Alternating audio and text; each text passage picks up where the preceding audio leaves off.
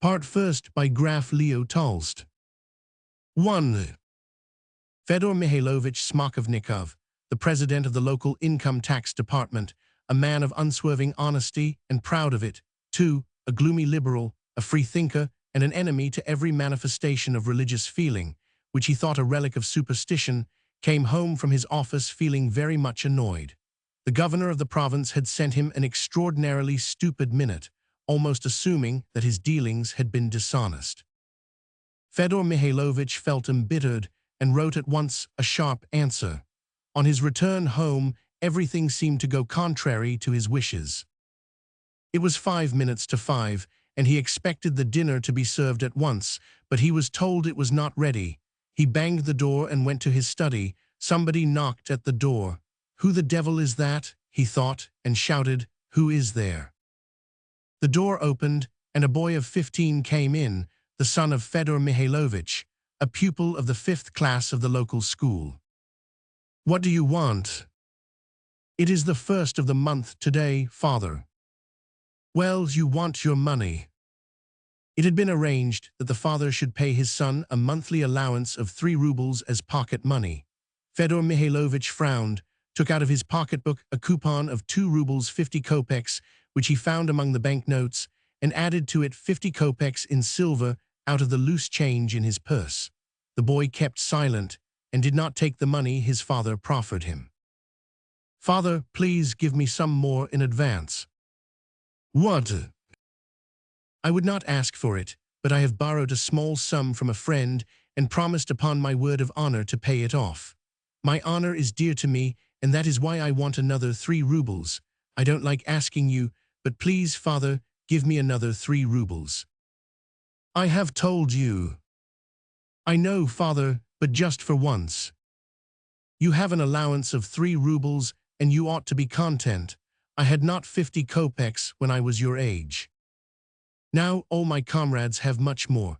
Petrov and Ivanitsky have 50 rubles a month. And I tell you that, if you behave like them, you will be a scoundrel. Mind that." "What is there to mind? You never understand my position. I shall be disgraced if I don't pay my debt. It is all very well for you to speak as you do." "Be off, you silly boy, be off." Fedor Mikhailovich jumped from his seat and pounced upon his son. "Be off, I say," he shouted. "You deserve a good thrashing, all you boys." His son was at once frightened and embittered. The bitterness was even greater than the fright. With his head bent down, he hastily turned to the door. Fedor Mikhailovich did not intend to strike him, but he was glad to vent his wrath, and went on shouting and abusing the boy till he had closed the door. When the maid came in to announce that dinner was ready, Fedor Mikhailovich rose. "At last," he said, "I don't feel hungry any longer." He went to the dining room with a sullen face. At table his wife made some remark, but he gave her such a short and angry answer that she abstained from further speech. The son also did not lift his eyes from his plate, and was silent all the time. The trio finished their dinner in silence, rose from the table, and separated without a word. After dinner the boy went to his room, took the coupon and the change out of his pocket, and threw the money on the table. After that, he took off his uniform and put on a jacket. He sat down to work, and began to study Latin grammar out of a dog's-eared book.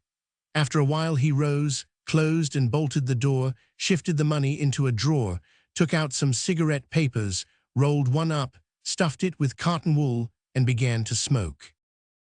He spent nearly 2 hours over his grammar and writing books, without understanding a word of what he saw before him. Then he rose and began to stamp up and down the room, trying to recollect all that his father had said to him. All the abuse showered upon him, and worst of all his father's angry face, were as fresh in his memory as if he saw and heard them all over again. "Silly boy, you ought to get a good thrashing," and the more he thought of it, the angrier he grew. He remembered also how his father said, "I see what a scoundrel you will turn out. I know you will. You are sure to become a cheat if you go on like that." He had certainly forgotten how he felt when he was young. "What crime have I committed, I wonder? I wanted to go to the theater, and having no money borrowed some from Pesha Grauchetsky. Was that so very wicked of me? Another father would have been sorry for me. would have asked how it all happened, whereas he just called me names. He never thinks of anything but himself. When it is he who has not got something he wants, that is a different matter. Then all the house is upset by his shouts. And I am a scoundrel, a cheat, he says. No, I don't love him, although he is my father. It may be wrong, but I hate him.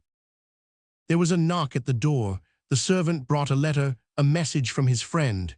They want an answer, said the servant. The letter ran as follows. I ask you now for the third time to pay me back the 6 rubles you have borrowed. You are trying to avoid me.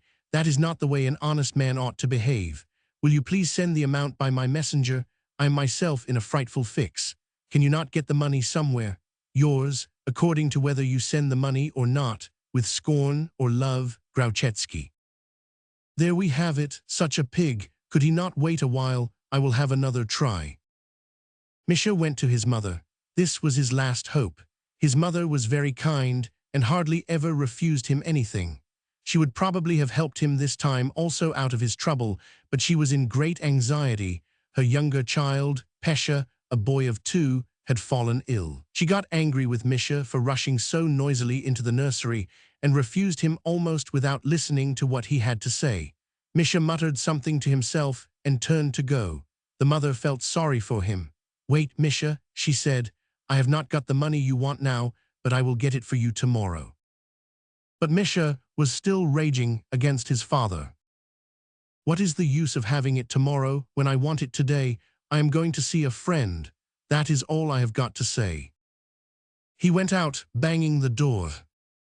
Nothing else is left to me. He will tell me how to pawn my watch, he thought, touching his watch in his pocket. Misha went to his room, took the coupon and the watch from the drawer, put on his coat, and went to Mahin. Chapter 2. Mahin was his schoolfellow, his senior, a grown-up young man with a mustache.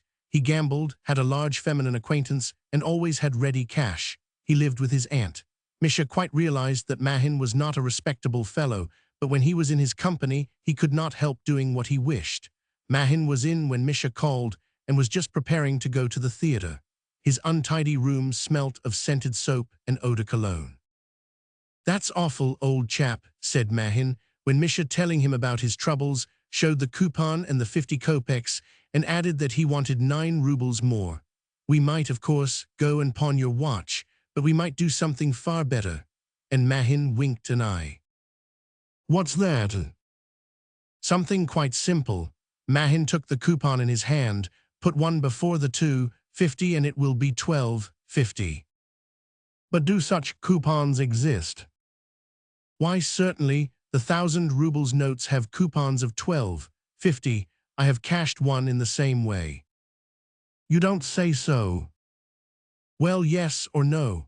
Asked Mahin, taking the pen and smoothing the coupon with the fingers of his left hand.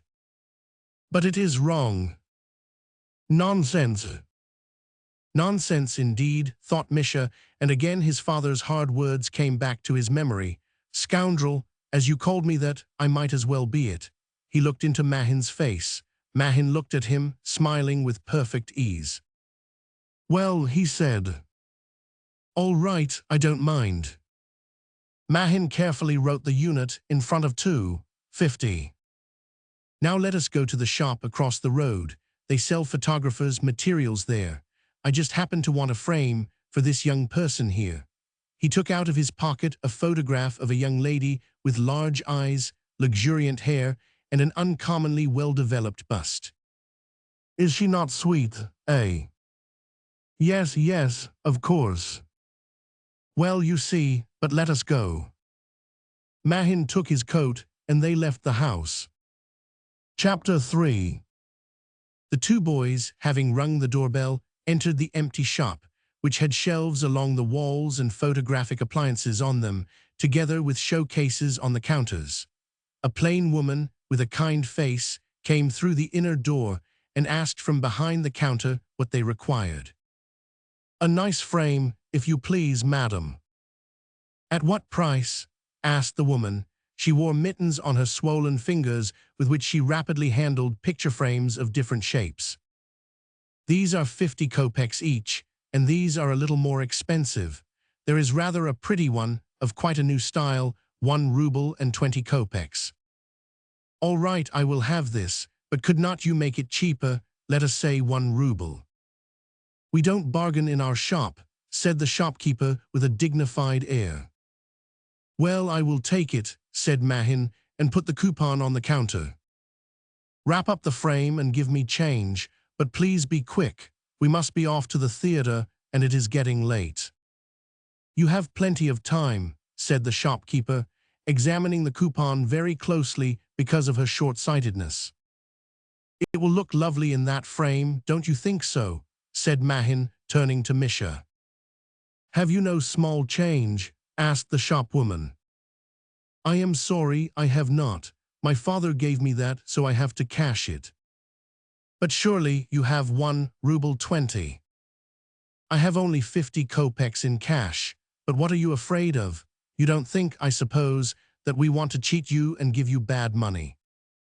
Oh no, I don't mean anything of the sort. You had better give it to me back, we will cash it somewhere else. How much have I to pay you back? 11 and something. She made a calculation on the counter, opened the desk, took out a 10 rubles note, looked for change, and added to the sum 6 20 kopecks coins and 2 5 kopek pieces. Please make a parcel of the frame, said Mahin, taking the money in a leisurely fashion. Yes, sir, she made a parcel and tied it with a string. Misha only breathed freely when the doorbell rang behind them, and they were again in the street. There are 10 rubles for you, and let me have the rest. I will give it back to you. Mahin went off to the theater, and Misha called on Grauchetsky to repay the money he had borrowed from him.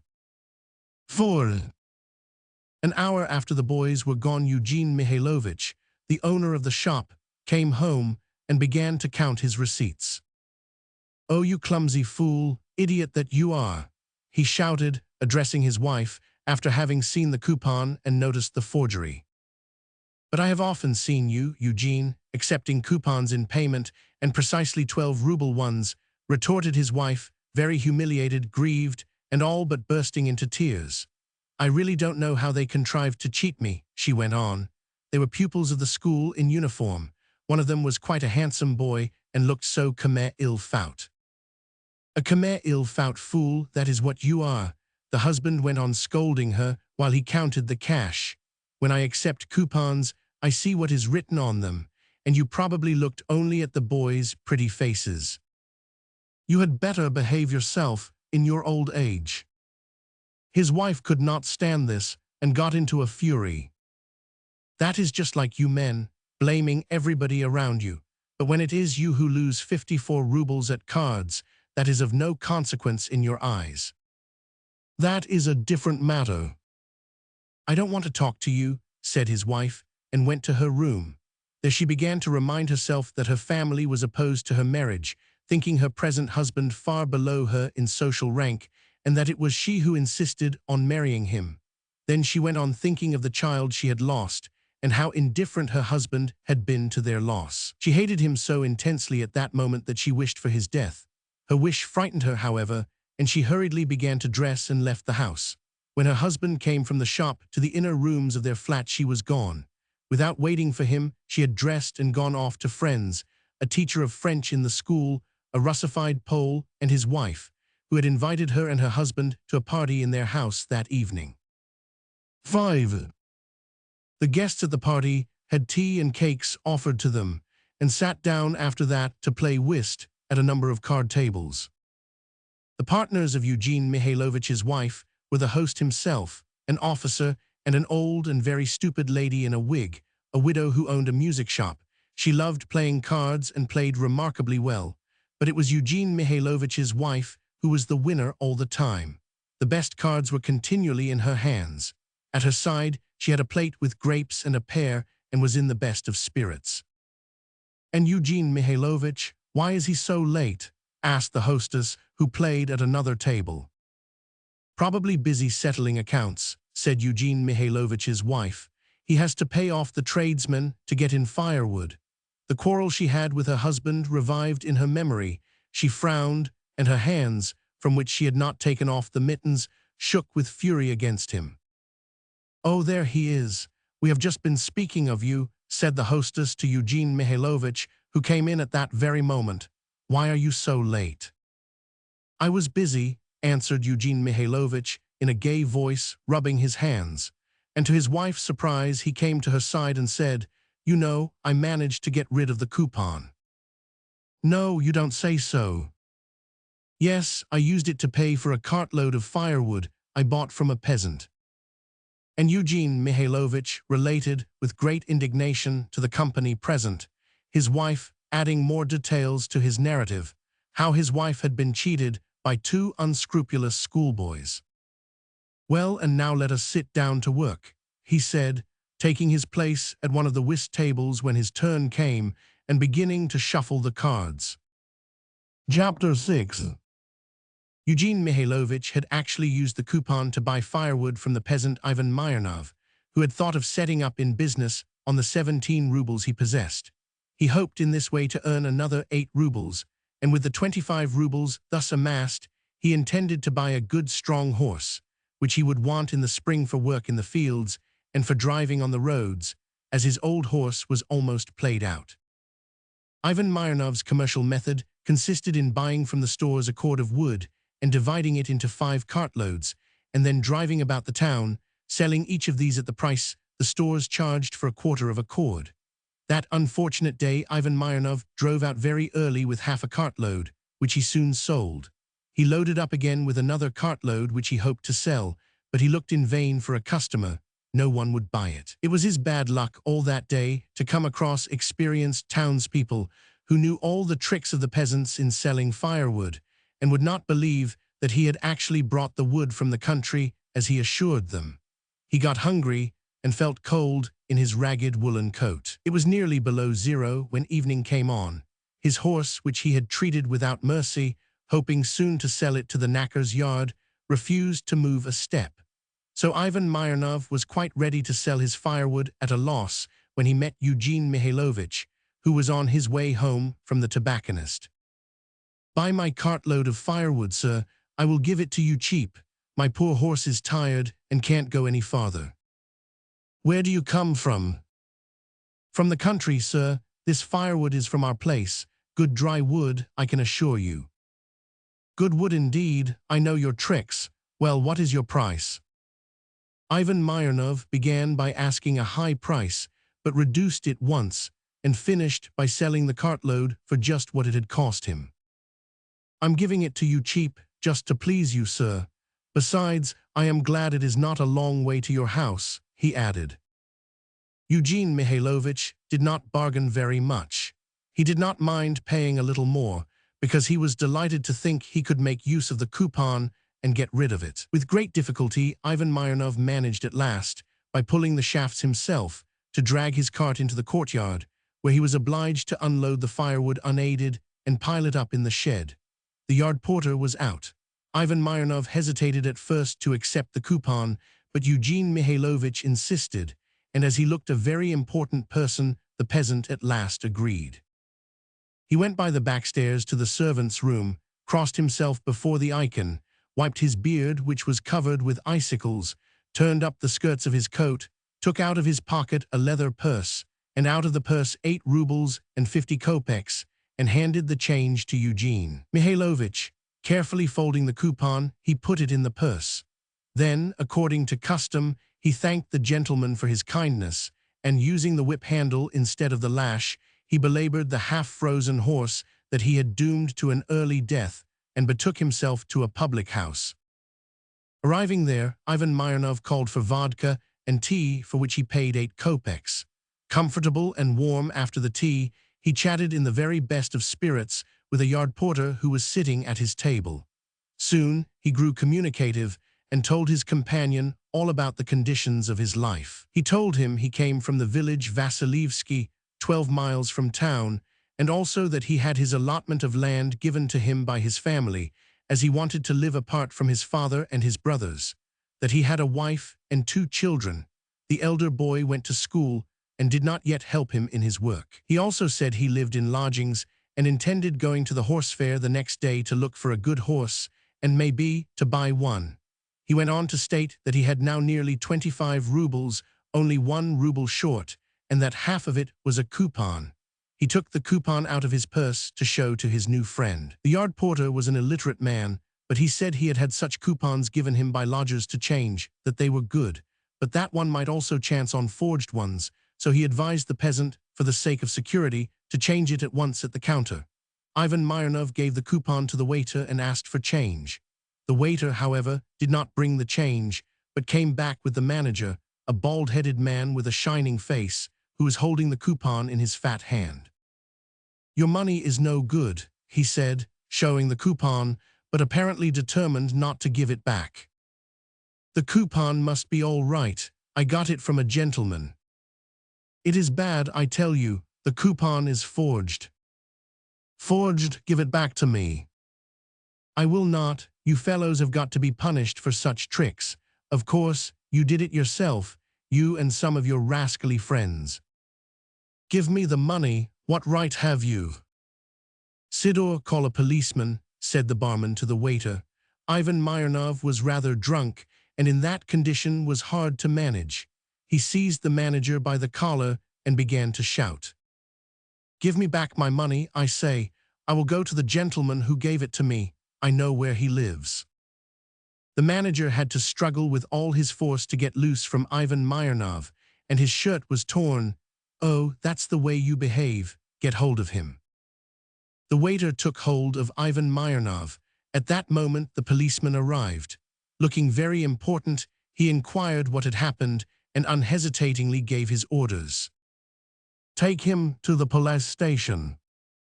As to the coupon, the policeman put it in his pocket. Ivan Mironov, together with his horse, was brought to the nearest station. Chapter 7. Ivan Mironov had to spend the night in the police station, in the company of drunkards and thieves. It was noon of the next day when he was summoned to the police officer, put through a close examination, and sent in the care of a policeman to Eugene Mihailovich's shop. Ivan Mironov remembered the street and the house.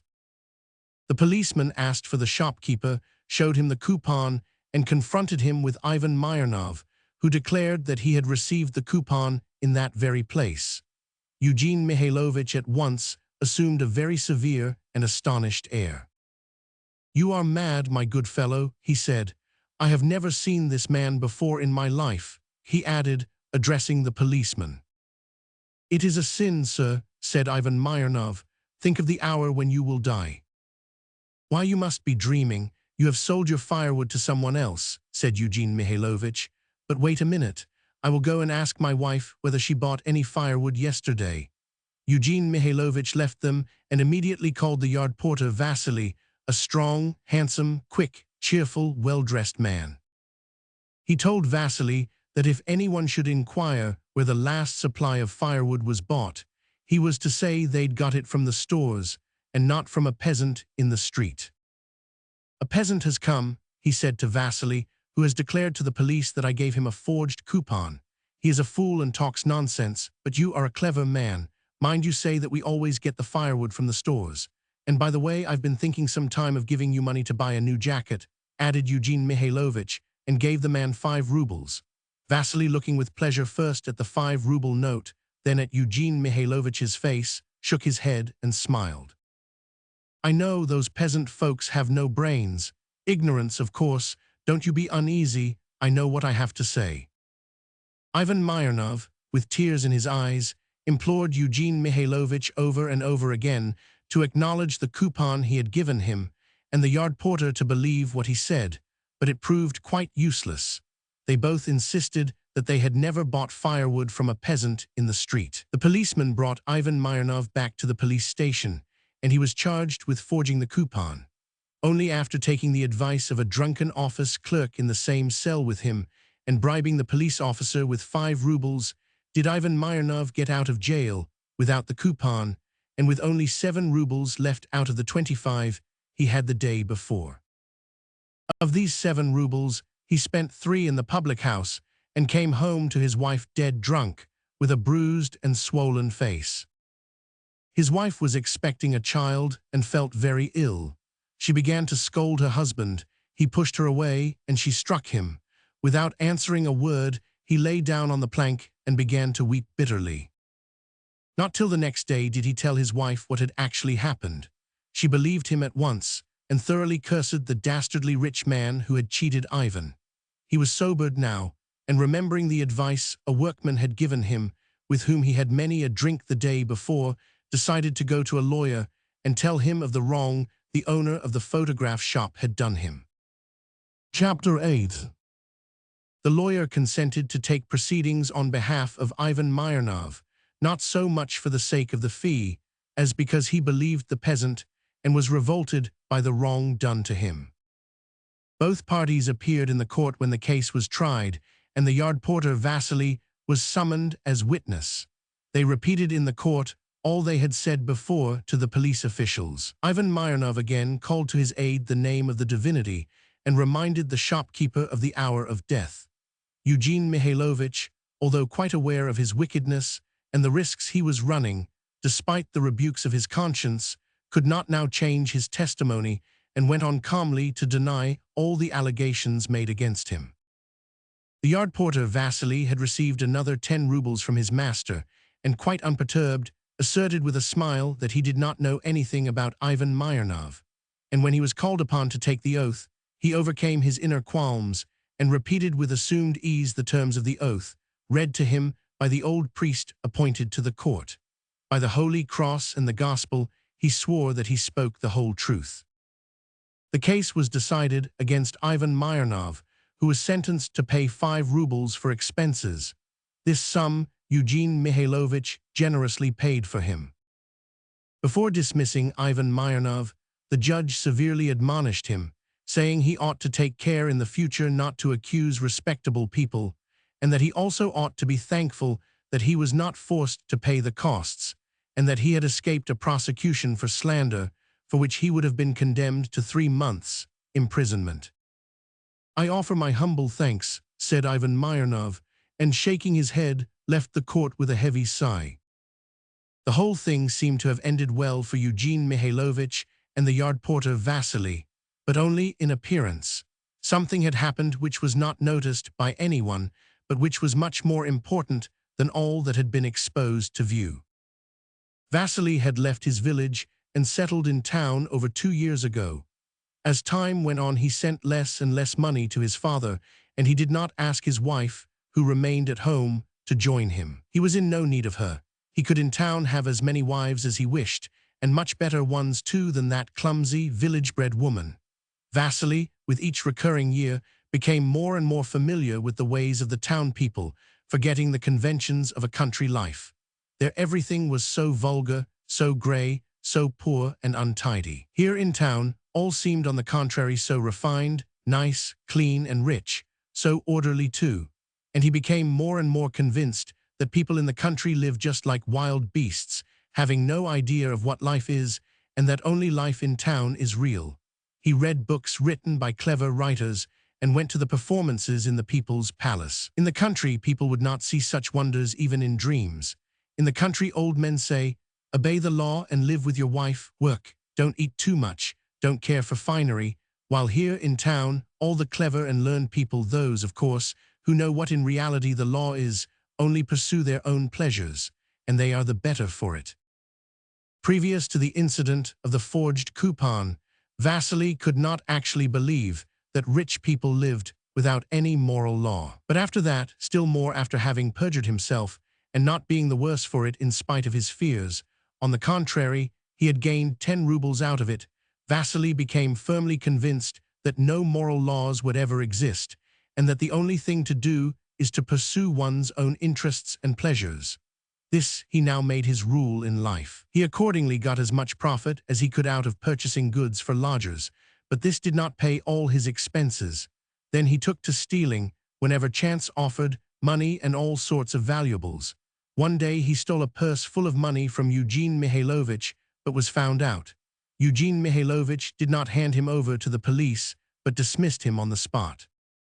Vasily had no wish whatever to return home to his village, and remained in Moscow with his sweetheart, looking out for a new job. He got one as yard porter at a grocer's, but with only small wages. The next day after he had entered that service, he was caught stealing bags. The grocer did not call in the police, but gave him a good thrashing and turned him out. After that, he could not find work. The money he had left was soon gone. He had to sell all his clothes and went about nearly in rags. His sweetheart left him, but notwithstanding, he kept up his high spirits, and when the spring came, he started to walk home. Chapter 9. Peter Nikolaevich Sventisky, a short man in black spectacles, he had weak eyes and was threatened with complete blindness, got up, as was his custom at dawn of day, had a cup of tea, and putting on his short fur coat trimmed with astrakhan, went to look after the work on his estate. Peter Nikolaevich had been an official in the customs and had gained 18,000 rubles during his service. About 12 years ago he quitted the service, not quite of his own accord. As a matter of fact, he had been compelled to leave and bought an estate from a young landowner who had dissipated his fortune. Peter Nikolaevich had married at an earlier period while still an official in the customs. His wife, who belonged to an old noble family, was an orphan and was left without money. She was a tall, stoutish, good-looking woman. They had no children. Peter Nikolaevich had considerable practical talents and a strong will. He was the son of a Polish gentleman and knew nothing about agriculture and land management. But when he acquired an estate of his own, he managed it so well that after 15 years the waste piece of land, consisting of 300 acres, became a model estate. All the buildings, from the dwelling house to the corn stores and the shed for the fire engine, were solidly built, had iron roofs, and were painted at the right time. In the tool house, carts, plows, harrows stood in perfect order. The harness was well cleaned and oiled. The horses were not very big, but all homebred, grey, well-fed, strong, and devoid of blemish. The thrashing machine worked in a roofed barn, the forage was kept in a separate shed, and a paved drain was made from the stables. The cows were homebred, not very large, but giving plenty of milk. Fowls were also kept in the poultry yard, and the hens were of a special kind, laying a great quantity of eggs. In the orchard, the fruit trees were well whitewashed and propped on poles to enable them to grow straight. Everything was looked after solid, clean, and in perfect order. Peter Nikolaevich rejoiced in the perfect condition of his estate and was proud to have achieved it, not by oppressing the peasants, but on the contrary, by the extreme fairness of his dealings with them. Among the nobles of his province, he belonged to the advanced party and was more inclined to liberal than conservative views, always taking the side of the peasants against those who were still in favor of serfdom. "Treat them well and they will be fair to you," he used to say. Of course, he did not overlook any carelessness on the part of those who worked on his estate, and he urged them on to work if they were lazy. But then he gave them good lodging, with plenty of good food, paid their wages without any delay, and gave them drinks on days of festival. Walking cautiously on the melting snow, for the time of the year was February, Peter Nikolaevich passed the stables and made his way to the cottage where his workmen were lodged. It was still dark, the darker because of the dense fog, but the windows of the cottage were lighted. The men had already got up. His intention was to urge them to begin work. He had arranged that they should drive out to the forest and bring back the last supply of firewood he needed before spring. "What is that?" he thought, seeing the door of the stable wide open. "Hallo, who is there?" No answer. Peter Nikolaevich stepped into the stable. It was dark, the ground was soft under his feet, and the air smelt of dung. On the right side of the door were 2 loose boxes for a pair of grey horses. Peter Nikolaevich stretched out his hand in their direction. One box was empty. He put out his foot. The horse might have been lying down, but his foot did not touch anything solid. Where could they have taken the horse? He thought. They certainly had not harnessed it. All the sledges stood still outside. Peter Nikolaevich went out of the stable. "Stepan, come here," he called. Stepan was the head of the workmen's gang. He was just stepping out of the cottage. "Here I am," he said in a cheerful voice. "Oh, is that you, Peter Nikolaevich? Our men are coming." "Why is the stable door open?" "Is it? I don't know anything about it. I say, Proshka, bring the lantern." Proshka came with the lantern. They all went to the stable, and Stepan knew at once what had happened. "Thieves have been here, Peter Nikolaevich," he said. "The lock is broken." "No, you don't say so." "Yes, the brigands, I don't see Mashka. Hawk is here, but Beauty is not, nor yet Dapple Grey. 3 horses had been stolen." Peter Nikolaevich did not utter a word at first. He only frowned and took deep breaths. "Oh," he said after a while, "if only I could lay hands on them, who was on guard." Peter, he evidently fell asleep. Peter Nikolaevich called in the police, and making an appeal to all the authorities, sent his men to track the thieves, but the horses were not to be found. "Wicked people," said Peter Nikolaevich. "How could they? I was always so kind to them. Now wait, brigands, brigands, the whole lot of them. I will no longer be kind." 10. In the meanwhile, the horses, the grey ones, had all been disposed of. Mashka was sold to the gypsies for 18 rubles. Dapple Grey was exchanged for another horse and passed over to another peasant who lived 40 miles away from the estate, and Beauty died on the way. The man who conducted the whole affair was Ivan Myrnov. He had been employed on the estate and knew all the whereabouts of Peter Nikolaevich. He wanted to get back the money he had lost and stole the horses for that reason. After his misfortune with the forged coupon, Ivan Myrnov took to drink, and all he possessed would have gone on drink if it had not been for his wife, who locked up his clothes, the horses, collars, and all the rest of what he would otherwise have squandered in public houses. In his drunken state, Ivan Myrnov was continually thinking, not only of the man who had wronged him, but of all the rich people who live on robbing the poor. One day he had a drink with some peasants from the suburbs of Podolsk, and was walking home together with them. On the way, the peasants, who were completely drunk, told him they had stolen a horse from a peasant's cottage. Ivan Myrnov got angry and began to abuse the horse thieves.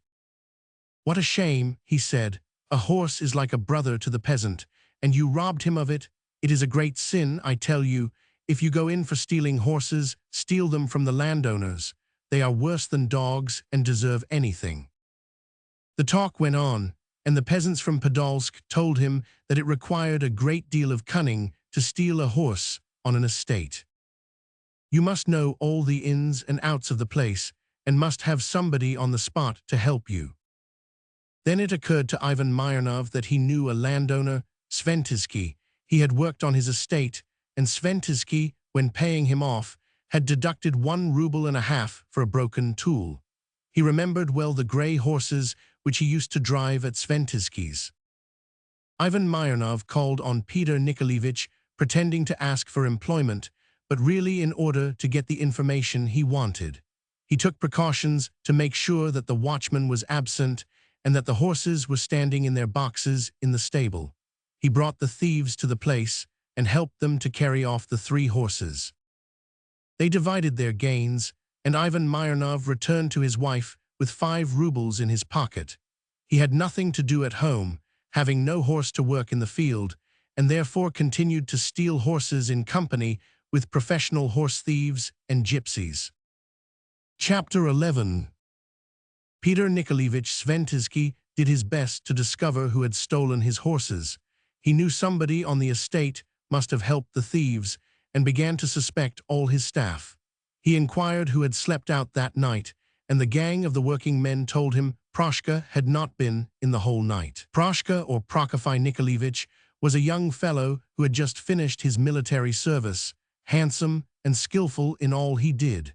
Peter Nikolaevich employed him at times as coachman. The district constable was a friend of Peter Nikolaevich, as were the provincial head of the police, the marshal of the nobility, and also the rural councillor and the examining magistrate. They all came to his house on his saint's day, drinking the cherry brandy he offered them with pleasure, and eating the nice preserved mushrooms of all kinds to accompany the liqueurs. They all sympathized with him in his trouble and tried to help him. "You always used to take the side of the peasants," said the district constable, "and there you are. I was right in saying they are worse than wild beasts. Flogging is the only way to keep them in order.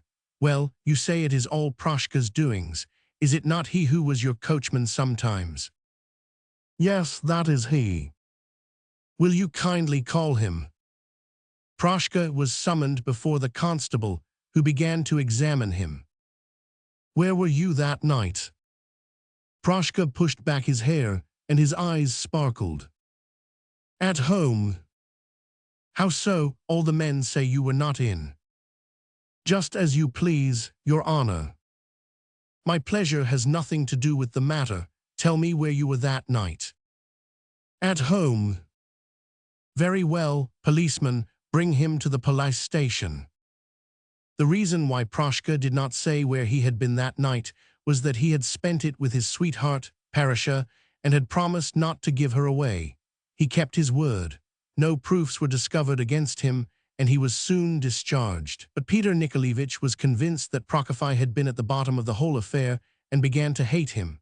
One day Proshka bought as usual at the merchant's 2 measures of oats. 1.5 he gave to the horses, and half a measure he gave back to the merchant. The money for it he spent in drink. Peter Nikolaevich found it out and charged Prokofy with cheating. The judge sentenced the man to 3 months' imprisonment. Prokofy had a rather proud nature and thought himself superior to others. Prison was a great humiliation for him. He came out of it very depressed. There was nothing more to be proud of in life, and more than that, he felt extremely bitter, not only against Peter Nikolaevich, but against the whole world. On the whole, as all the people around him noticed, Prokofy became another man after his imprisonment, both careless and lazy. He took to drink, and he was soon caught stealing clothes at some woman's house and found himself again in prison. All that Peter Nikolaevich discovered about his grey horses was the hide of one of them, Beauty, which had been found somewhere on the estate. The fact that the thieves had got off scot-free irritated Peter Nikolaevich still more. He was unable now to speak of the peasants or to look at them without anger, and whenever he could he tried to oppress them. Chapter 12.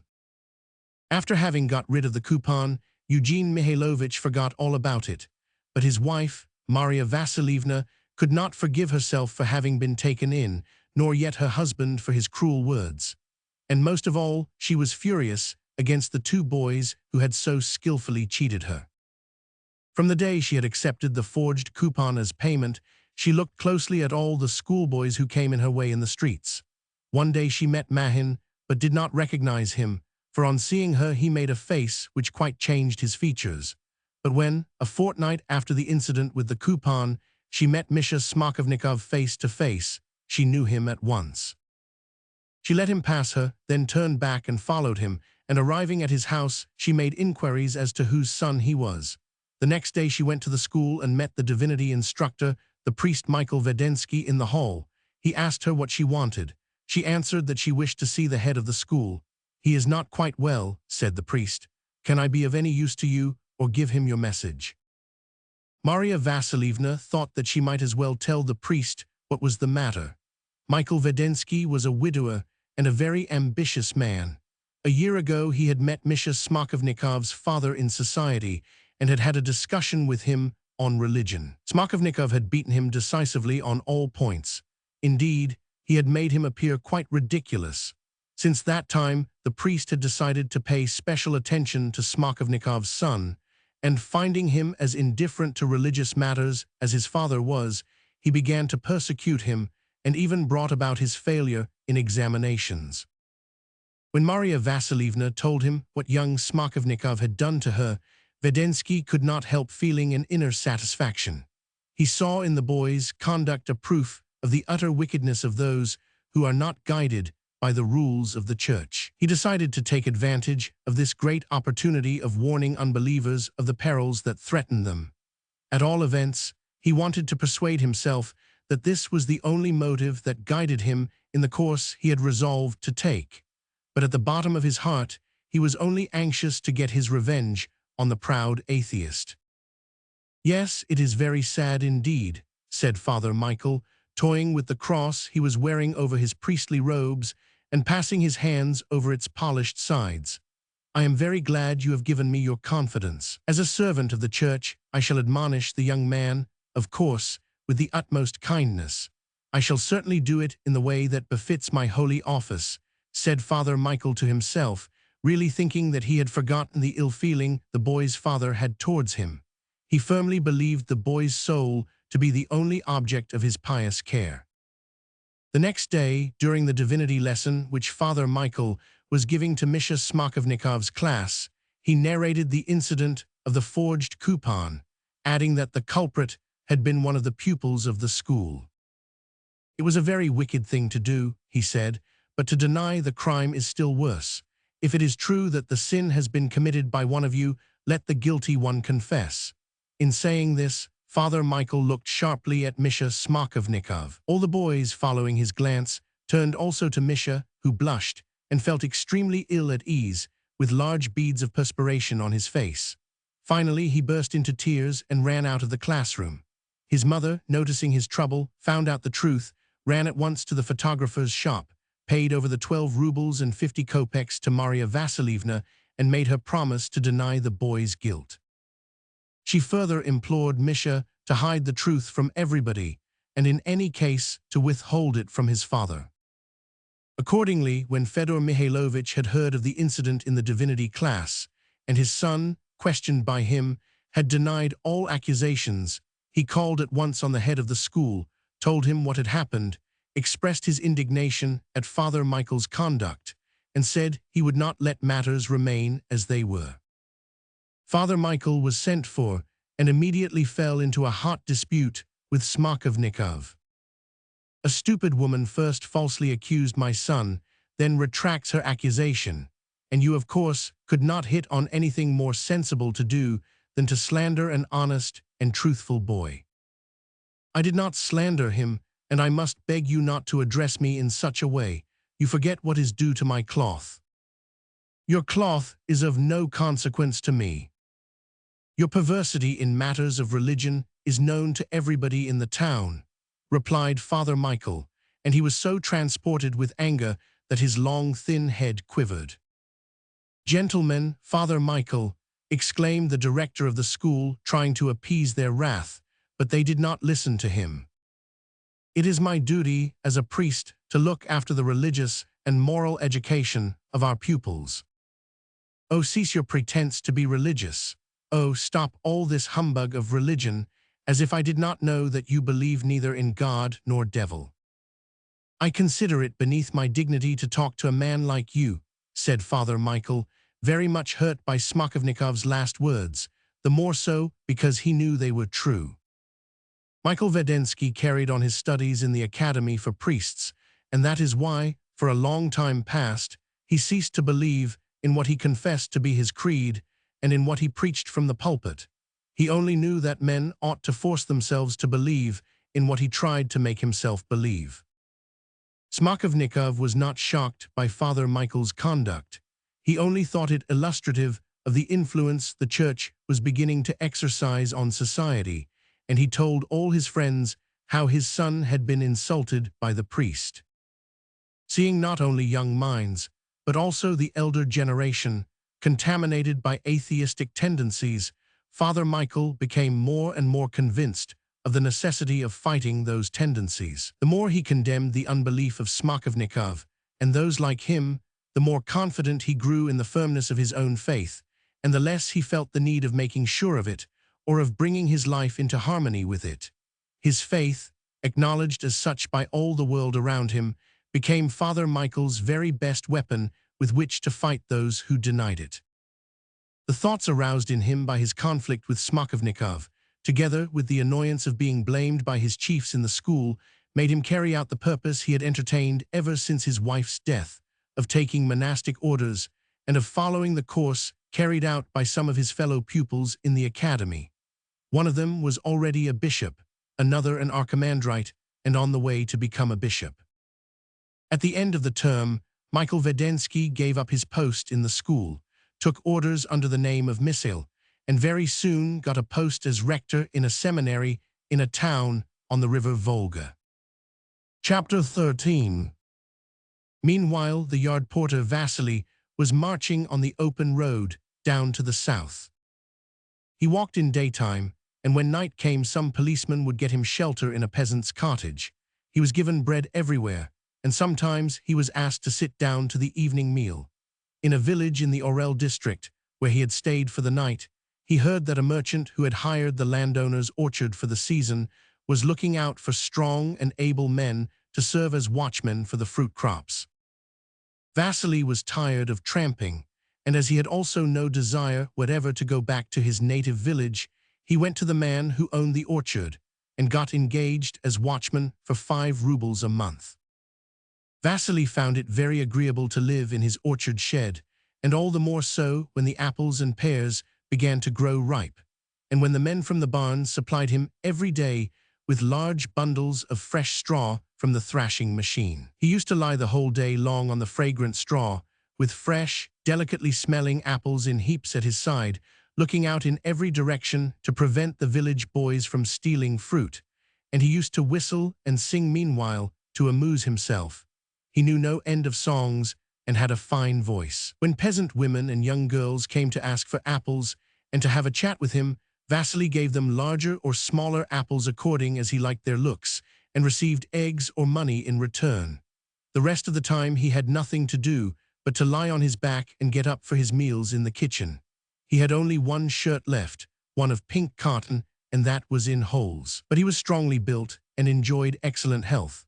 When the kettle with black gruel was taken from the stove and served to the working men, Vasily used to eat enough for 3 and filled the old watchman on the estate with unceasing wonder. At nights Vasily never slept. He whistled or shouted from time to keep off thieves, and his piercing, cat-like eyes saw clearly in the darkness.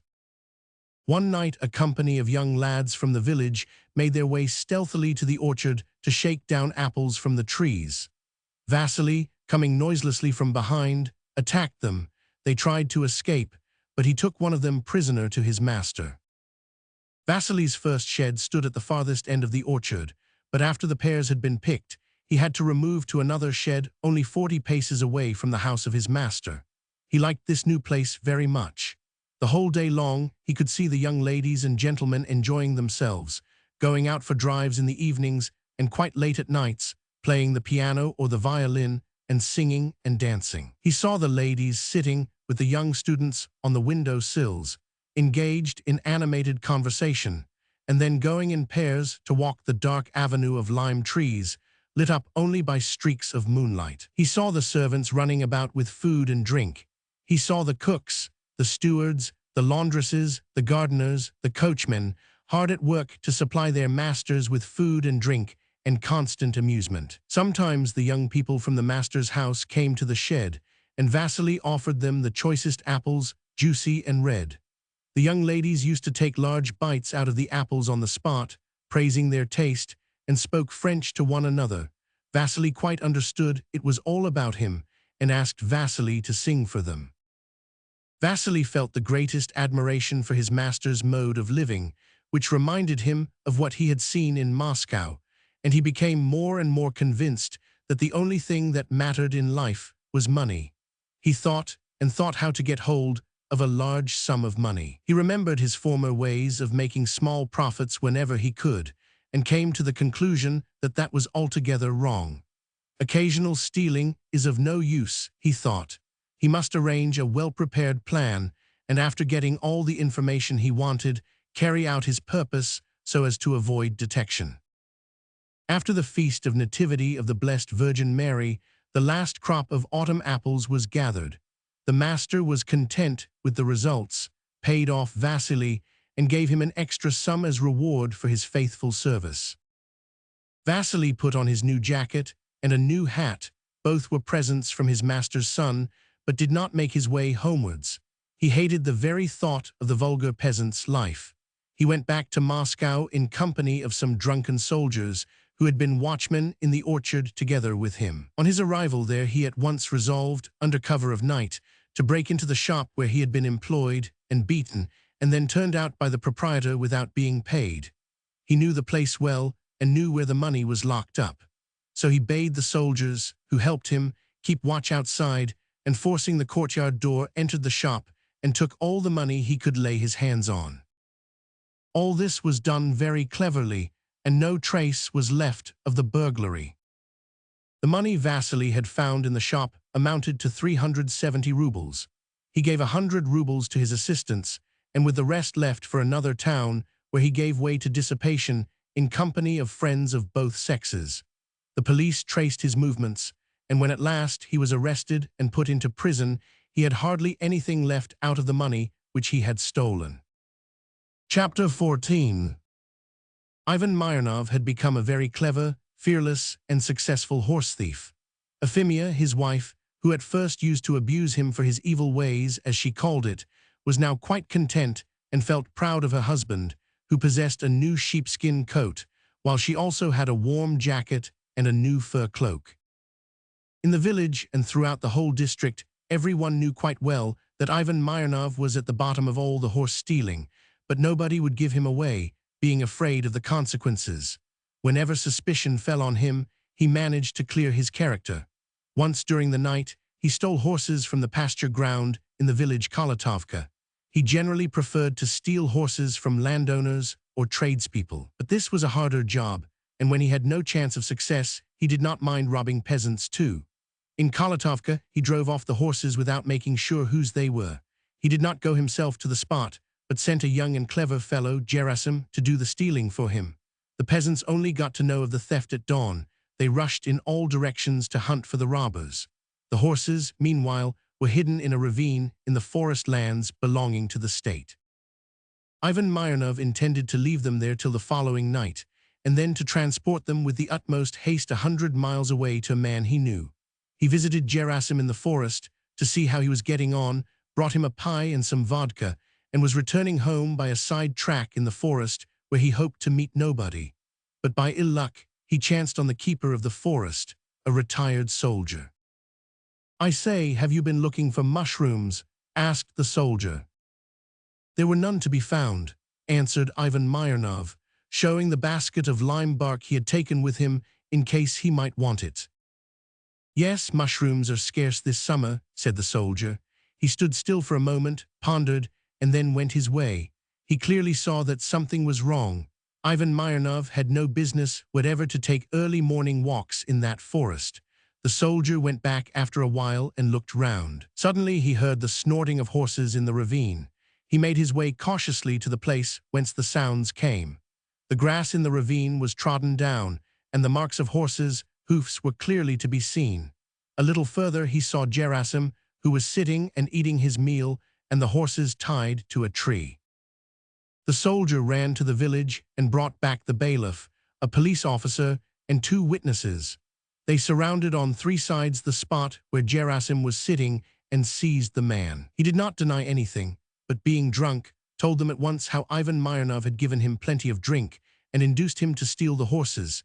He also said that Ivan Myrnov had promised to come that night in order to take the horses away.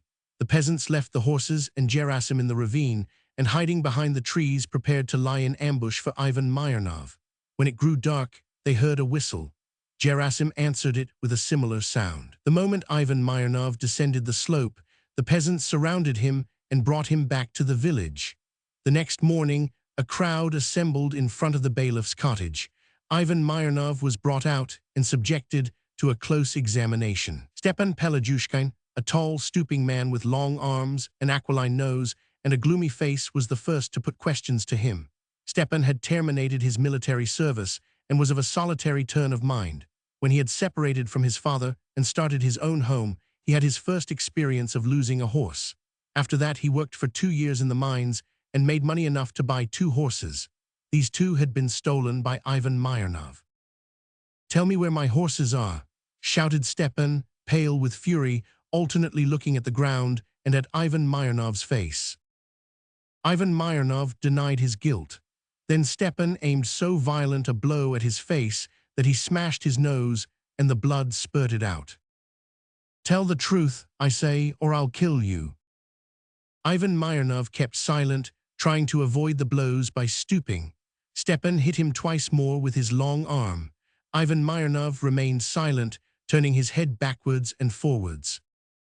"Beat him, all of you," cried the bailiff, and the whole crowd rushed upon Ivan Myrnov. He fell without a word to the ground, and then shouted, "Devils, wild beasts, kill me if that's what you want. I am not afraid of you." Stepan seized a stone out of those that had been collected for the purpose, and with a heavy blow smashed Ivan Myrnov's head. Chapter 15. Ivan Myrnov's murderers were brought to trial, Stepan Pelajushkin among them. He had a heavier charge to answer than the others, all the witnesses having stated that it was he who had smashed Ivan Myrnov's head with a stone. Stepan concealed nothing when in court. He contented himself with explaining that, having been robbed of his 2 last horses, he had informed the police. Now it was comparatively easy at that time to trace the horses with the help of professional thieves among the gypsies. But the police officer would not even permit him, and no search had been ordered. Nothing else could be done with such a man. He has ruined us all. But why did not the others attack him? It was you alone who broke his head open. That is false. We all fell upon him. The village agreed to kill him. I only gave the final stroke. What is the use of inflicting unnecessary sufferings on a man? The judges were astonished at Stepan's wonderful coolness in narrating the story of his crime, how the peasants fell upon Ivan Myrnov, and how he had given the final stroke. Stepan actually did not see anything particularly revolting in this murder. During his military service, he had been ordered on one occasion to shoot a soldier, and now with regard to Ivan Myrnov, he saw nothing loathsome in it. A man shot is a dead man, that's all. It was him today, it might be me tomorrow, he thought. Stepan was only sentenced to 1 year's imprisonment, which was a mild punishment for what he had done. His peasant's dress was taken away from him and put in the prison stores, and he had a prison suit and felt boots given to him instead. Stepan had never had much respect for the authorities, but now he became quite convinced that all the chiefs, all the fine folk, all except the Tsar, who alone had pity on the peasants and was just, all were robbers who sucked blood out of the people. All he heard from the deported convicts and those sentenced to hard labor with whom he had made friends in prisons confirmed him in his views. One man had been sentenced to hard labor for having convicted his superiors of a theft, another for having struck an official who had unjustly confiscated the property of a peasant, a third because he forged bank notes. The well-to-do people, the merchants, might do whatever they chose and come to no harm, but a poor peasant, for a trumpery reason or for none at all, was sent to prison to become food for vermin. He had visits from his wife while in prison. Her life without him was miserable enough when, to make it worse, her cottage was destroyed by fire. She was completely ruined and had to take to begging with her children. His wife's misery embittered Stepan still more. He got on very badly with all the people in the prison, was rude to everyone, and one day he nearly killed the cook with an axe and therefore got an additional year in prison. In the course of that year, he received the news that his wife was dead and that he had no longer a home. When Stepan had finished his time in prison, he was taken to the prison stores, and his own dress was taken down from the shelf and handed to him. "Where am I to go now?" he asked the prison officer, putting on his old dress. "Why home?" "I have no home. I shall have to go on the road. Robbery will not be a pleasant occupation." "In that case, you will soon be back here." "I am not so sure of that." And Stepan left the prison. Nevertheless, he took the road to his own place. He had nowhere else to turn. On his way, he stopped for a night's rest in an inn that had a public bar attached to it. The inn was kept by a fat man from the town, Vladimir, and he knew Stepan. He knew that Stepan had been put into prison through ill luck and did not mind giving him shelter for the night. He was a rich man and had persuaded his neighbor's wife to leave her husband and come to live with him. She lived in his house as his wife and helped him in his business as well. Stepan knew all about the innkeeper's affairs, how he had wronged the peasant, and how the woman who was living with him had left her husband. He saw her now sitting at the table in a rich dress and looking very hot as she drank her tea. With great condescension, she asked Stepan to have tea with her. No other travelers were stopping in the inn that night. Stepan was given a place in the kitchen where he might sleep. Matrona, that was the woman's name, cleared the table and went to her room. Stepan went to lie down on the large stove in the kitchen, but he could not sleep, and the wood splinters put on the stove to dry were crackling under him as he tossed from side to side. He could not help thinking of his host's fat paunch protruding under the belt of his shirt, which had lost its color from having been washed ever so many times. Would not it be a good thing to make a good clean incision in that paunch? And that woman, too, he thought. One moment he would say to himself, I had better go from here tomorrow, bother them all. But then again, Ivan Myrnov came back to his mind, and he went on thinking of the innkeeper's paunch and Matrena's white throat bathed in perspiration. Kill I must, and it must be both. He heard the cock crow for the second time. I must do it at once, or Dawn will be here. He had seen in the evening before he went to bed a knife and an axe. He crawled down from the stove, took the knife and axe, and went out of the kitchen door. At that very moment, he heard the lock of the entrance door open. The innkeeper was going out of the house to the courtyard. It all turned out contrary to what Stepan desired. He had no opportunity of using the knife. He just swung the axe and split the innkeeper's head in two.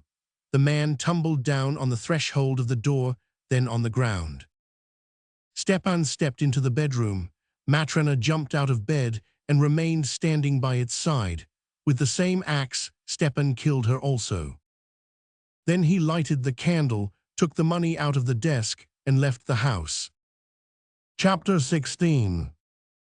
In a small district town, some distance away from the other buildings, an old man, a former official, who had taken to drink, lived in his own house with his 2 daughters and his son-in-law. The married daughter was also addicted to drink and led a bad life, and it was the elder daughter, the widow Maria Semenovna, a wrinkled woman of 50, who supported the whole family. She had a pension of 250 rubles a year, and the family lived on this. Maria Semenovna did all the work in the house, looked after the drunken old father, who was very weak, attended to her sister's child, and managed all the cooking and the washing of the family. And as is always the case, whatever there was to do, she was expected to do it, and was, moreover, continually scolded by all the 3 people in the house. Her brother-in-law used even to beat her when he was drunk. She bore it all patiently, and as is also always the case, the more work she had to face, the quicker she managed to get through it. She helped the poor, sacrificing her own wants. She gave them her clothes and was a ministering angel to the sick. Once the lame, crippled village tailor was working in Maria Semenovna's house. He had to mend her old father's coat, and to mend and repair Maria Semenovna's fur jacket for her to wear in winter when she went to market. The lame tailor was a clever man and a keen observer. He had seen many different people owing to his profession and was fond of reflection, condemned as he was to a sedentary life. Having worked a week at Maria Semenovna's, he wondered greatly about her life. One day she came to the kitchen, where he was sitting with his work, to wash a towel, and began to ask him how he was getting on. He told her of the wrong he had suffered from his brother, and how he now lived on his own allotment of land, separated from that of his brother. I thought I should have been better off that way, he said, but I am now just as poor as before. It is much better never to change, but to take life as it comes, said Maria Semenovna. Take life as it comes, she repeated. Why, I wonder at you, Maria Semenovna, said the lame tailor. You alone do the work, and you are so good to everybody, but they don't repay you in kind, I see. Maria Semenovna did not utter a word in answer. I dare say you have found out in books that we are rewarded in heaven for the good we do here. We don't know that, but we must try to do the best we can. Is it said so in books? In books as well, she said, and read to him the Sermon on the Mount. The tailor was much impressed. When he had been paid for his job and gone home, he did not cease to think about Maria Semenovna, both what she had said and what she had read to him. Chapter 17. Peter Nikolaevich Sventitsky's views of the peasantry had now changed for the worse, and the peasants had an equally bad opinion of him. In the course of a single year, they felled 27 oaks in his forest and burnt a barn which had not been insured. Peter Nikolaevich came to the conclusion that there was no getting on with the people around him. At that very time, the landowner, Livantsov, was trying to find a manager for his estate, and the marshal of the nobility recommended Peter Nikolaevich as the ablest man in the district in the management of land. The estate owned by Livantsov was an extremely large one, but there was no revenue to be got out of it, as the peasants appropriated all its wealth to their own profit. Peter Nikolaevich undertook to bring everything into order, rented out his own land to somebody else, and settled with his wife on the Livantsov estate in a distant province on the river Volga. Peter Nikolaevich was always fond of order and wanted things to be regulated by law, and now he felt less able of allowing those raw and rude peasants to take possession, quite illegally too, of property that did not belong to them. He was glad of the opportunity of giving them a good lesson and set seriously to work at once. One peasant was sent to prison for stealing wood. To another, he gave a thrashing for not having made way for him on the road with his cart, and for not having lifted his cap to salute him. As to the pasture ground, which was a subject of dispute, and was considered by the peasants as their property, Peter Nikolaevich informed the peasants that any of their cattle grazing on it would be driven away by him. The spring came, and the peasants, just as they had done in previous years, drove their cattle onto the meadows belonging to the landowner. Peter Nikolaevich called some of the men working on the estate and ordered them to drive the cattle into his yard. The peasants were working in the fields, and disregarding the screaming of the women, Peter Nikolaevich's men succeeded in driving in the cattle. When they came home, the peasants went in a crowd to the cattle yard on the estate and asked for their cattle. Peter Nikolaevich came out to talk to them with a gun slung on his shoulder. He had just returned from a ride of inspection. He told them that he would not let them have their cattle unless they paid a fine of 50 kopecks for each of the horned cattle and 20 kopecks for each sheep. The peasants loudly declared that the pasture ground was their property because their fathers and grandfathers had used it, and protested that he had no right whatever to lay hand on their cattle. "Give back our cattle, or you will regret it," said an old man coming up to Peter Nikolaevich. "How shall I regret it?" cried Peter Nikolaevich, turning pale and coming close to the old man. "Give them back, you villain, and don't provoke us." "What?" cried Peter Nikolaevich, and slapped the old man in the face. "You dare to strike me? Come along, you fellows, let us take back our cattle by force." The crowd drew close to him. Peter Nikolaevich tried to push his way through them, but the peasants resisted him. Again, he tried force. His gun, accidentally discharged in the melee, killed one of the peasants. Instantly, the fight began. Peter Nikolaevich was trodden down, and 5 minutes later, his mutilated body was dragged into the ravine. The murderers were tried by martial law, and 2 of them sentenced to the gallows. Chapter 18. In the village where the lame tailor lived, in the Zemlyansk district of the Voronezh province, 5 rich peasants hired from the landowner 105 acres of rich arable land, black as tar, and let it out on lease to the rest of the peasants at 15 to 18 rubles an acre. Not 1 acre was given under 12 rubles. They got a very profitable return, and the 5 acres which were left to each of their company practically cost them nothing. One of the 5 peasants died, and the lame tailor received an offer to take his place. When they began to divide the land, the tailor gave up drinking vodka, and being consulted as to how much land was to be divided, and to whom it should be given, he proposed to give allotments to all on equal terms, not taking from the tenants more than was due for each piece of land out of the sum paid to the landowner. "Why so?" "We are no heathens, I should think," he said. "It is all very well for the masters to be unfair, but we are true Christians. We must do as God bids. Such is the law of Christ." "Where have you got that law from?" "It is in the book, in the Gospels. Just come to me on Sunday. I will read you a few passages, and we will have a talk afterwards." They did not all come to him on Sunday, but 3 came, and he began reading to them. He read 5 chapters of St. Matthew's Gospel, and they talked. One man only, Ivan Chauev, accepted the lesson and carried it out completely, following the rule of Christ in everything from that day. His family did the same. Out of the arable land, he took only what was his due and refused to take more. The lame tailor and Ivan had people calling on them, and some of these people began to grasp the meaning of the Gospels, and in consequence gave up smoking, drinking, swearing, and using bad language, and tried to help one another. They also ceased to go to church and took their icons to the village priest, saying they did not want them anymore. The priest was frightened and reported what had occurred to the bishop. The bishop was at a loss what to do. At last, he resolved to send the archimandrite Misael to the village, the one who had formerly been Misha Smakovnikov's teacher of religion. Chapter 19. Asking Father Misael on his arrival to take a seat, the bishop told him what had happened in his diocese. It all comes from weakness of spirit and from ignorance. You are a learned man, and I rely on you. Go to the village, call the parishioners together, and convince them of their error. If your grace bids me go, and you give me your blessing, I will do my best, said Father Misael. He was very pleased with the task entrusted to him. Every opportunity he could find to demonstrate the firmness of his faith was a boon to him.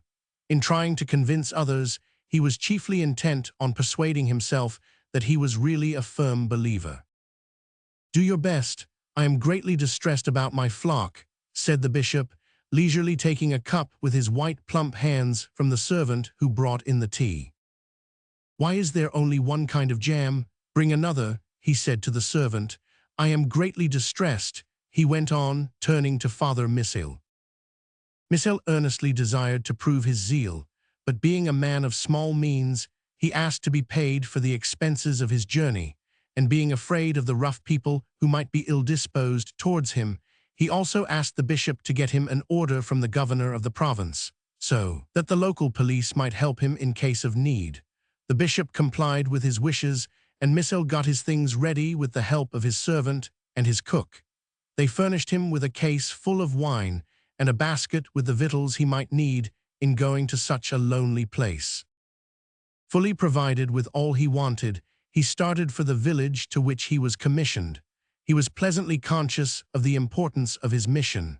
All his doubts as to his own faith passed away, and he was now fully convinced of its reality.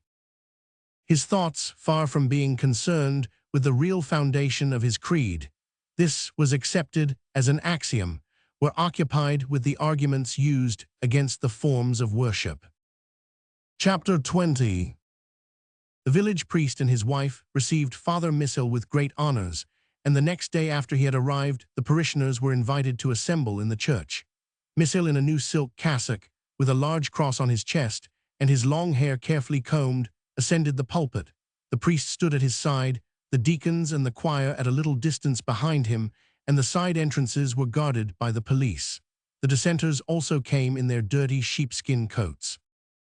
After the service, Misael delivered a sermon, admonishing the dissenters to return to the bosom of their mother, the church, threatening them with the torments of hell, and promising full forgiveness to those who would repent. The dissenters kept silent at first. Then, being asked questions, they gave answers. To the question why they dissented, they said that their chief reason was the fact that the church worshipped gods made of wood, which, far from being ordained, were condemned by the scriptures. When asked by Misael whether they actually considered the holy icons to be mere planks of wood, Chawev answered, "Just look at the back of any icon you choose, and you will see what they are made of." When asked why they turned against the priests, their answer was that the scripture says, "As you have received it without fee, so you must give it to the others," whereas the priests require payment for the grace they bestow by the sacraments. To all attempts which Misael made to oppose them by arguments founded on Holy Writ, the tailor and Ivan Chawev gave calm but very firm answers, contradicting his assertions by appeal to the scriptures, which they knew uncommonly well. Misael got angry and threatened them with persecution by the authorities. Their answer was, "It is said, I have been persecuted, and so will you be." The discussion came to nothing, and all would have ended well if Misael had not preached the next day at Mass, denouncing the wicked seducers of the faithful and saying that they deserved the worst punishment. Coming out of the church, the crowd of peasants began to consult whether it would not be well to give the infidels a good lesson for disturbing the minds of the community. The same day, just when Misael was enjoying some salmon and gangfish, dining at the village priest's in company with the inspector, a violent brawl arose in the village. The peasants came in a crowd to Chawev's cottage, and waited for the dissenters to come out in order to give them a thrashing. The dissenters assembled in the cottage numbered about 20 men and women. Missel's sermon and the attitude of the orthodox peasants, together with their threats, aroused in the mind of the dissenters angry feelings to which they had before been strangers. It was near evening, the women had to go and milk the cows, and the peasants were still standing and waiting at the door. A boy who stepped out of the door was beaten and driven back into the house. The people within began consulting what was to be done and could come to no agreement. The tailor said, "We must bear whatever is done to us and not resist." Chauev replied that if they decided on that course they would, all of them, be beaten to death. In consequence, he seized a poker and went out of the house. "Come," he shouted, "let us follow the law of Moses." And falling upon the peasants, he knocked out one man's eye, and in the meanwhile all those who had been in his house contrived to get out and make their way home. Chauev was thrown into prison and charged with sedition and blasphemy. Chapter 21. 2 years previous to those events, a strong and handsome young girl of an Eastern type, Kasia Turchinanova, came from the Don military settlements to St. Petersburg to study in the University College for Women. In that town she met a student, Turin, the son of a district governor in the Simbirsk province, and fell in love with him. But her love was not of the ordinary type, and she had no desire to become his wife and the mother of his children. He was a dear comrade to her, and their chief bond of union was a feeling of revolt they had in common, as well as the hatred they bore, not only to the existing forms of government, but to all those who represented that government. They had also in common the sense that they both excelled their enemies in culture, in brains, as well as in morals. Kasia Turchinanova was a gifted girl, possessed of a good memory, by means of which she easily mastered the lectures she attended. She was successful in her examinations, and apart from that, read all the newest books. She was certain that her vocation was not to bear and rear children, and even looked on such a task with disgust and contempt. She thought herself chosen by destiny to destroy the present government, which was fettering the best abilities of the nation, and to reveal to the people a higher standard of life, inculcated by the latest writers of other countries. She was handsome, a little inclined to stoutness. She had a good complexion, shining black eyes, abundant black hair. She inspired the men she knew with feelings she neither wished nor had time to share, busy as she was with propaganda work, which consisted chiefly in mere talking. She was not displeased, however, to inspire these feelings, and without dressing too smartly, did not neglect her appearance. She liked to be admired, as it gave her opportunities of showing how little she prized what was valued so highly by other women. In her views concerning the method of fighting the government she went further than the majority of her comrades, and that her friend Turin, all means, she taught, were justified in such a struggle, not excluding murder. And yet, with all her revolutionary ideas, Kasia Turchinanova was in her soul a very kind girl, ready to sacrifice herself for the welfare and the happiness of other people, and sincerely pleased when she could do a kindness to anybody, a child, an old person, or an animal. She went in the summer to stay with a friend, a schoolmistress in a small town on the river Volga. Turin lived near that town on his father's estate. He often came to see the two girls. They gave each other books to read and had long discussions, expressing their common indignation with the state of affairs in the country. The district doctor, a friend of theirs, used also to join them on many occasions. The estate of the Turins was situated in the neighborhood of the Livantsov estate, the one that was entrusted to the management of Peter Nikolaevich Sventizky. Soon after Peter Nikolaevich had settled there and begun to enforce order, young Turin, having observed an independent tendency in the peasants on the Livantsov estate, as well as their determination to uphold their rights, became interested in them. He came often to the village to talk with the men and developed his socialistic theories, insisting particularly on the nationalization of the land. After Peter Nikolaevich had been murdered and the murderers sent to trial, the revolutionary group of the small town boiled over with indignation and did not shrink from openly expressing it.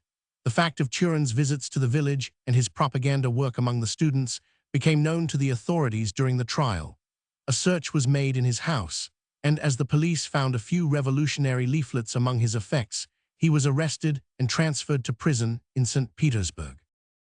Kasia Turchinanova followed him to the metropolis and went to visit him in prison. She was not admitted on the day she came and was told to come on the day fixed by regulations for visits to the prisoners.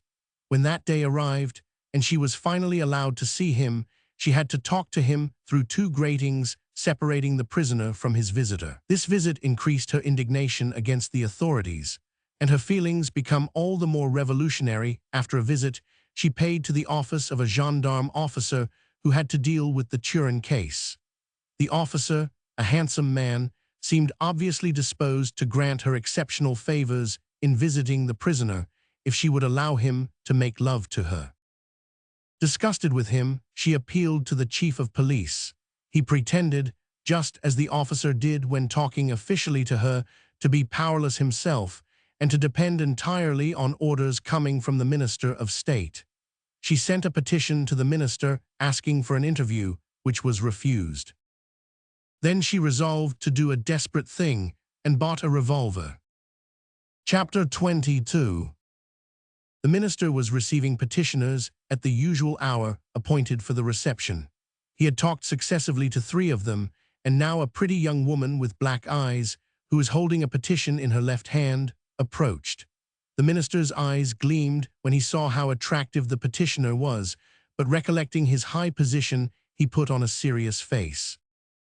"What do you want?" he asked, coming down to where she stood. Without answering his question, the young woman quickly drew a revolver from under her cloak and, aiming it at the minister's chest, fired, but missed him. The minister rushed at her, trying to seize her hand, but she escaped and, taking a step back, fired a second time. The minister ran out of the room. The woman was immediately seized. She was trembling violently and could not utter a single word. After a while, she suddenly burst into a hysterical laugh. The minister was not even wounded. That woman was Kasia Turchinanova. She was put into the prison of preliminary detention. The minister received congratulations and marks of sympathy from the highest quarters and even from the emperor himself, who appointed a commission to investigate the plot that had led to the attempted assassination. As a matter of fact, there was no plot whatever, but the police officials and the detectives set to work with the utmost zeal to discover all the threads of the non-existing conspiracy. They did everything to deserve the fees they were paid. They got up in the small hours of the morning, searched one house after another, took copies of papers and of books they found, read diaries, personal letters, made extracts from them on the very best notepaper and in beautiful handwriting, interrogated Kasia Turchinanova ever so many times, and confronted her with all those whom they suspected of conspiracy in order to extort from her the names of her accomplices. The minister, a good-natured man at heart, was sincerely sorry for the pretty girl, but he said to himself that he was bound to consider his high state duties imposed upon him, even though they did not imply much work and trouble. So when his former colleague, a chamberlain and a friend of the Turins, met him at a court ball and tried to rouse his pity for Turin and the girl Turchinanova, he shrugged his shoulders, stretching the red ribbon on his white waistcoat, and said, "Je ne demanderais pas mieux que de relâcher cette pauvre fillette, mais vous savez devoir." And in the meantime Kasia Turchinanova was kept in prison. She was at times in a quiet mood, communicated with her fellow prisoners by knocking on the walls, and read the books that were sent to her. But then came days when she had fits of desperate fury, knocking with her fists against the wall, screaming and laughing like a mad woman. Chapter 23. One day Maria Semenovna came home from the treasurer's office, where she had received her pension. On her way, she met a schoolmaster, a friend of hers. "Good day, Maria Semenovna. Have you received your money?" the schoolmaster asked in a loud voice from the other side of the street. "I have," answered Maria Semenovna, "but it was not much, just enough to fill the holes." "Oh, there must be some tidy pickings out of such a lot of money," said the schoolmaster, and passed on after having said goodbye. "Goodbye," said Maria Semenovna. While she was looking at her friend, she met a tall man face to face, who had very long arms and a stern look in his eyes. Coming to her house, She was very startled on again seeing the same man with the long arms who had evidently followed her. He remained standing another moment after she had gone in, then turned and walked away. Maria Semenovna felt somewhat frightened at first, but when she had entered the house and had given her father and her nephew Fedya the presents she had brought for them, and she had patted the dog Treasure, who whined with joy, she forgot her fears. She gave the money to her father and began to work, as there was always plenty for her to do. The man she met face to face was Stepan. After he had killed the innkeeper, he did not return to town. Strange to say, he was not sorry to have committed that murder. His mind went back to the murdered man over and over again during the following day, and he liked the recollection of having done the thing so skillfully, so cleverly, that nobody would ever discover it, and he would not therefore be prevented from murdering other people in the same way. Sitting in the public house and having his tea, he looked at the people around him with the same thought how he should murder them. In the evening he called at a carter S., a man from his village, to spend the night at his house. The carter was not in. He said he would wait for him, and in the meanwhile began talking to the carter's wife. But when she moved to the stove, with her back turned to him, the idea entered his mind to kill her. He marveled at himself at first and shook his head, but the next moment he seized the knife he had hidden in his boot, knocked the woman down on the floor, and cut her throat. When the children began to scream, he killed them also and went away. He did not look out for another place to spend the night, but at once left the town. In a village some distance away he went to the inn and slept there. The next day he returned to the district town, and there he overheard in the street Maria Semenovna's talk with the schoolmaster. Her look frightened him, but yet he made up his mind to creep into her house and rob her of the money she had received. When the night came, he broke the lock and entered the house. The first person who heard his steps was the younger daughter, the married one. She screamed. Stepan stabbed her immediately with his knife. Her husband woke up and fell upon Stepan, seized him by his throat, and struggled with him desperately. But Stepan was the stronger man and overpowered him. After murdering him, Stepan, excited by the long fight, stepped into the next room behind a partition. That was Maria Semenovna's bedroom. She rose in her bed, looked at Stepan with her mild, frightened eyes, and crossed herself. Once more her look scared Stepan. He dropped his eyes. "Where is your money?" he asked, without raising his face. She did not answer. "Where is the money?" asked Stepan again, showing her his knife. "How can you?" she said. "You will see how." Stepan came close to her, in order to seize her hands and prevent her struggling with him, but she did not even try to lift her arms or offer any resistance. She pressed her hands to her chest and sighed heavily. "Oh, what a great sin," she cried. "How can you have mercy on yourself? To destroy somebody's soul, and worse, your own." Stepan could not stand her voice any longer and drew his knife sharply across her throat. "Stop that talk," he said. She fell back with a hoarse cry, and the pillow was stained with blood. He turned away and went round the rooms in order to collect all he thought worth taking. Having made a bundle of the most valuable things, he lighted a cigarette, sat down for a while, brushed his clothes, and left the house. He thought this murder would not matter to him more than those he had committed before, but before he got a night's lodging, he felt suddenly so exhausted that he could not walk any farther. He stepped down into the gutter and remained lying there the rest of the night, and the next day and the next night.